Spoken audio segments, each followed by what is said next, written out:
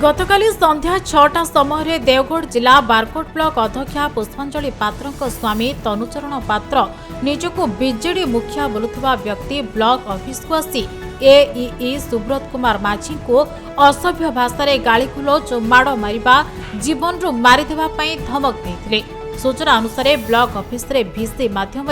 Video barcode को meeting चलता बेले मीटिंग रु बाहरला बेलको घटना घटिथिबा एई वीडियो स्मृति रंजन साहू बारकोड को जणाइथिले। वीडियो बारकोड सुरक्षा दृष्टि उपरस्थ अधिकारी को जणाइबा संगे बारकोड थाना रे विलंबित राति रे एक एतला देथिले एई सुब्रत कुमार माझी। तेबे आमे पचारि बुझिला बेलको थाना अधिकारी घटनार तदंत चलिछि बोली उत्तर रखिथिले। तेबे देखिबाकू बाकी रहिला दोषी विरोध में कि कार्यानुष्ठान निया जाउछि।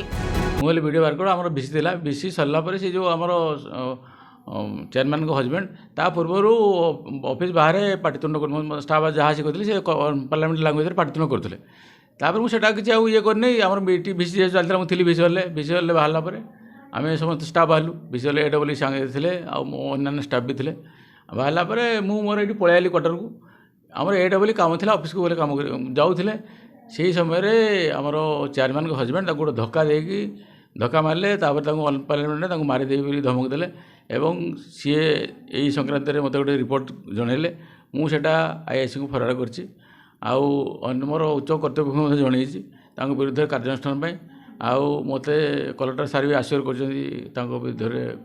कार्यानुष्ठान ने आ मो स्टाफ मैंने जेहेतु चेयरमैन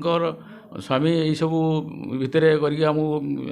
मो स्टाफ को मैनेज करटा मुझे सब स्टाफ आमको असुरक्षित मन कर तेणु आमको सब स्टाफ को सुरक्षा दि जाऊ आउ सब स्टाफ जमी भल भाव काम करेंगे से देखा जाऊ मोर से अनुरोध आउ सेटा मुझे आम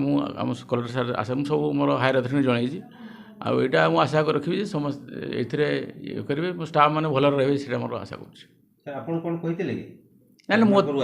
ना ना मत मत कि कहना मुझे जानी से किसी मु तो पलि आइली मत किसी कहना कि मो एड बोल कि सी मैनेज कर धक्का मारे अब खराब भाषा गाड़ी मंद कले मारिदेप धमक दी से देवगढ़ देवानंद नायक रिपोर्ट खबर ओडिशा।